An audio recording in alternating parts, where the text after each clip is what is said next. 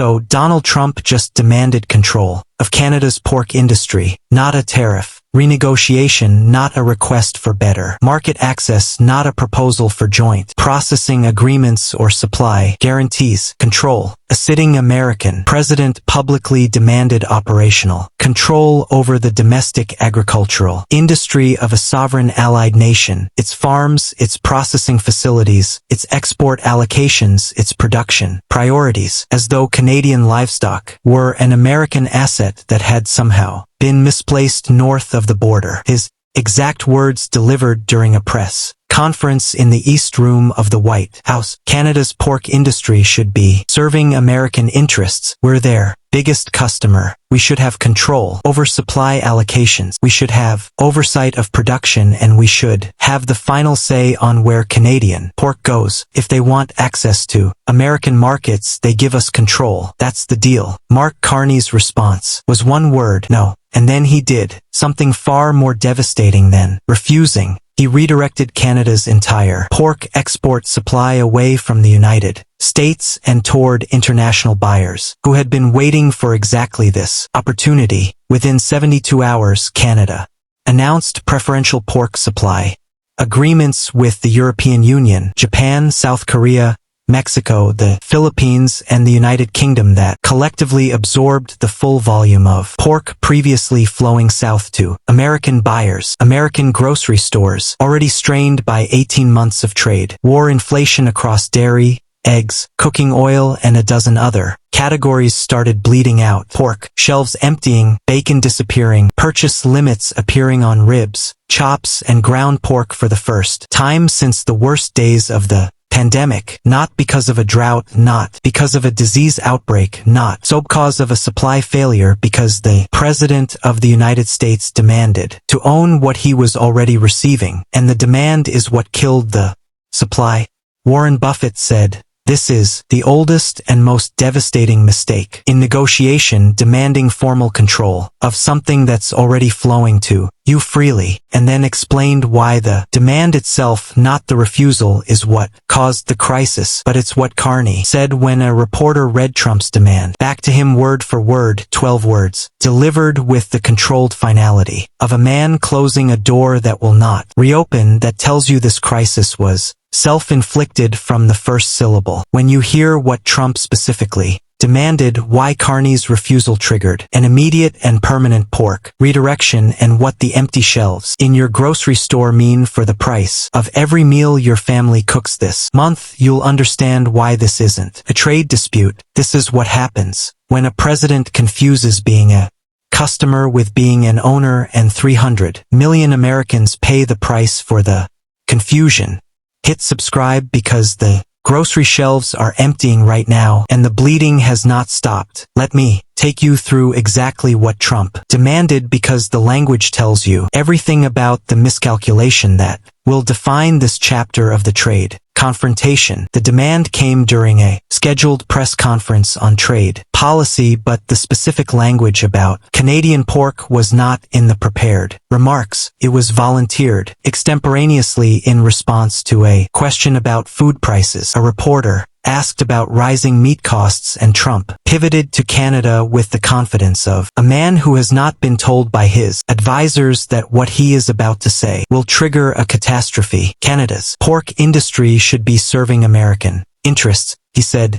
We buy more of so because of a supply failure, because the President of the United States demanded to own what he was already receiving, and the demand is what killed the supply. Warren Buffett said, "This is the oldest and most devastating mistake in negotiation, demanding formal control of something that's already flowing to you freely," and then explained why the demand itself, not the refusal, is what caused the crisis. But it's what Carney said when a reporter read Trump's demand back to him word for word, 12 words, delivered with the controlled finality of a man closing a door that will not reopen, that tells you this crisis was self-inflicted from the first syllable. When you hear what Trump specifically demanded, why Carney's refusal triggered an immediate and permanent pork redirection, and what the empty shelves in your grocery store mean for the price of every meal your family cooks this month, you'll understand why this isn't a trade dispute. This is what happens when a president confuses being a customer with being an owner, and 300 million Americans pay the price for the confusion. Hit subscribe because the grocery shelves are emptying right now, and the bleeding has not stopped. Let me take you through exactly what Trump demanded, because the language tells you everything about the miscalculation that will define this chapter of the trade confrontation. The demand came during a scheduled press conference on trade policy, but the specific language about Canadian pork was not in the prepared remarks. It was volunteered extemporaneously in response to a question about food prices. A reporter asked about rising meat costs, and Trump pivoted to Canada with the confidence of a man who has not been told by his advisors that what he is about to say will trigger a catastrophe. Canada's pork industry should be serving American interests, he said. We buy more of, concluded without consulting the people whose job it was to understand the consequence, that the solution to losing a trade confrontation was to demand ownership of the other side's assets. The logic was the logic of frustration, not strategy, and the consequences of that logic are now sitting on every empty pork shelf in America. To understand why this demand was so catastrophically self-destructive, you need to understand what Canada actually means to the American pork supply, because the dependency is larger, more integrated, and more irreplaceable than most Americans have ever been told. The United States consumes approximately 51 pounds of pork per person per year. That's bacon at breakfast, ham sandwiches at lunch, pork chops at dinner, ribs on the weekend, hot dogs at the ballpark, sausage on the grill, pepperoni on the pizza, deli meat in the lunchbox. Pork is not a luxury protein. In America, it is the foundational animal protein of the American working and middle class, more affordable than beef, more versatile than chicken in many preparations, and embedded in every regional food culture, from Carolina pulled pork to Midwest bratwurst to Southern country ham to New York Italian sausage. Canada is one of the largest pork producers and exporters in the world, and its integration into the American pork supply chain goes far deeper than finished product export. Canadian live hogs cross the border daily by the hundreds of thousands for processing in American facility plants in Minnesota, Iowa, Michigan, and Wisconsin that were built to operate at capacity using a supply of animals that originates on Canadian farms. Canadian pork genetics, the breeding stock, the bloodlines, the genetic programs that have been optimized for decades, flow into American operations as the foundation of herd quality. Canadian feed inputs, barley, canola meal, feed originates on Canadian farms. Canadian pork genetics, the breeding stock, the bloodlines, the genetic programs that have been optimized for decades, flow into American operations as the foundation of herd quality. Canadian feed inputs, barley, canola meal, feed, wheat, supply the rations that American pork producers depend on to raise their animals to market weight. The integration is not a trade relationship in the conventional sense. It is a rational production system in which the inputs, the animals, and the processing capacity are distributed across both countries as a single interconnected operation. Disrupting that system doesn't reduce American pork production by a percentage. It fractures the system at load-bearing joints. The processing dimension alone is devastating. American pork processing plants in border states were designed, built, and staffed to operate on a continuous flow of live hogs from both domestic and Canadian sources. Remove the Canadian supply and those plants don't operate at reduced capacity. They operate below the minimum throughput required to cover fixed cost, which means they either run at a financial loss or shut down production lines entirely. Plant shutdowns don't just reduce pork output. They eliminate jobs, devastate the small towns that depend on processing plant employment, and create a secondary supply chain crisis as the plants that remain operational face the impossible math of serving national demand with regional capacity. The American pork processing infrastructure was not built for a Canada-free world. It was built for a world in which Canadian hogs flow south and American processing capacity serves both nations' animals. Trump's demand didn't just threaten that integration. It gave Carney the justification to end, and then Carney said no. One word, delivered during a formal address to the Canadian Parliament that was carried live by every international news network. He stood at the podium and said, "The President of the United States has demanded control of Canada's pork industry, our farms, our processing, our exports, our production decisions. The answer is no. It will always be no. And the actions my government is announcing today will ensure that this question is never asked again." The actions were immediate, comprehensive, and designed to be irreversible on any timeline that mattered. A complete suspension of live hog exports to the United States, effective within 14 days. A redirection of all Canadian pork product exports to preferential international buyers under multi-year contracts. A restriction on the export of elite pork breeding genetics to American operations, and an investment of $3.40 $4 billion in Canadian domestic processing capacity, new plants, expanded facilities, cold chain infrastructure designed to process Canadian hogs in Canada rather than shipping them south for American plants to handle the preferential supply. Agreements were the strategic kill shot. Canada signed binding multi-year pork supply contracts with the European Union, Japan, South Korea, the United Kingdom, Mexico, and the Philippines within a 72-hour window that trade analysts later described as the most concentrated agricultural trade realignment in modern history. The EU agreement alone committed 400,000 metric tons of Canadian pork annually at prices competitive with European domestic production. Japan, the world's most valuable pork import market where consumers pay premium prices for high-quality cuts, signed a deal that positioned Canadian pork as a direct competitor to the American pork products that had dominated the Japanese market. For decades, every metric ton of Canadian pork that was signed to an international buyer was a metric ton removed from the supply available to American grocery stores, and every contract was multi-year, meaning the redirection was not a temporary pressure tactic that could be reversed with a phone call. It was a structural realignment of the global pork trade, executed in 3 days, locked in 4 years. The international reaction went beyond commercial opportunism into outright condemnation. The European Commission's Agricultural Commissioner issued a statement calling Trump's demand incompatible with every principle of sovereign trade and explicitly framing the EU's new agreement with Canada as a demonstration that the democratic world will not reward economic coercion with compliance.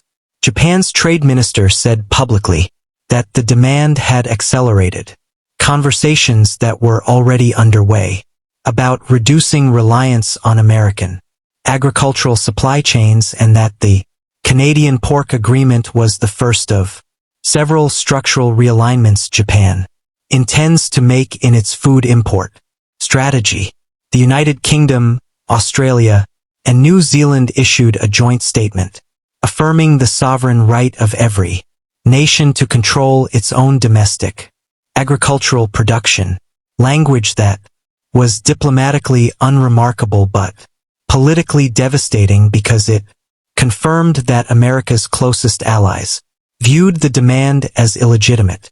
Even Mexico, a country that depends on American economic partnership more than virtually any other, signed a preferential pork supply agreement with Canada within the 72-hour window, a move that one Mexican trade official described privately as insurance against being the next country told to hand over its farms.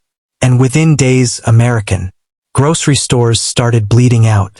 The hemorrhage was visible before any economic model could quantify it. Visible in the meat aisle where pork shelves that had been fully stocked for as long as anyone could remember were now showing gaps, then sections, then entire rows of empty refrigerated space, with handwritten signs taped to the shelves reading temporarily out of stock, and limit 2 per customer. Bacon, the single most emotionally loaded pork product in American culture, the ingredient that has its own cultural mythology, its own social media, following its own restaurant menu, category was the first product to show sustained shortages. Within 2 weeks of the Canadian suspension, retail bacon prices had increased 31% nationally, with some metro areas reporting increases over 40%. Pork chops, ribs, ground pork, ham, and sausage followed, in a cascading pattern of scarcity that moved through the supply chain like a wave. First, the premium cuts disappeared, then the mid-range, then the value products that working families depend on for affordable protein. The purchase limits were what made the crisis real in a way that no price statistic could. When a grocery store puts a sign on the meat case that says, "Limit 2 packages per customer," it doesn't matter what the trade policy is. It doesn't matter who started the confrontation. Doesn't matter what the president's negotiating strategy was supposed to achieve.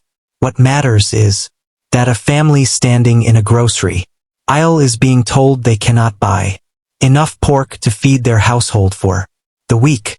That is the moment a trade dispute becomes a lived experience. That is the moment a policy debate becomes a kitchen table crisis. And that is the moment voters stop evaluating a president's trade strategy and start evaluating whether they can afford to feed their families. The purchase limits evoke the pandemic. The last time Americans had seen rationing signs on meat shelves, and the comparison was politically catastrophic because the pandemic shortage was caused by a virus, an act of nature beyond any president's control, while this shortage was caused by a demand that the president made voluntarily on camera without consulting his own trade advisors. And when reporters relayed Trump's exact demand back to Carney word for word, "We should have control over supply allocations, the final say on where Canadian pork goes," Carney's response was the most direct statement of sovereignty and the most devastating act of rhetorical demolition in the entire 18 months of confrontation. The setting was a press conference in Ottawa following a meeting with the Japanese trade minister who had just signed the preferential pork supply agreement. Carney was asked to respond to the president's language. He paused. He looked at the reporter with the expression of a man who has been waiting for exactly this question because the answer has been ready for a long time, and he said 12 words that reduced the entire confrontation to its simplest, most inescapable truth. You were a customer. You demanded to be an owner. Now you're neither. 12 words, 3 sentences, 3 status levels. Customer, owner, neither. Arranged as a demotion ladder that traces the entire arc of the crisis in a single breath. The first sentence establishes the original relationship: commercial, voluntary, mutually beneficial. The second sentence identifies the overreach, the demand to convert a purchasing relationship into ownership. The third sentence delivers the verdict: you lost both. You're not an owner, because sovereignty is not for sale. And you're not a customer anymore because the supply has been redirected to people who understand the difference between buying something and owning it. Within 12 minutes, the quote was trending globally. Within an hour, it was the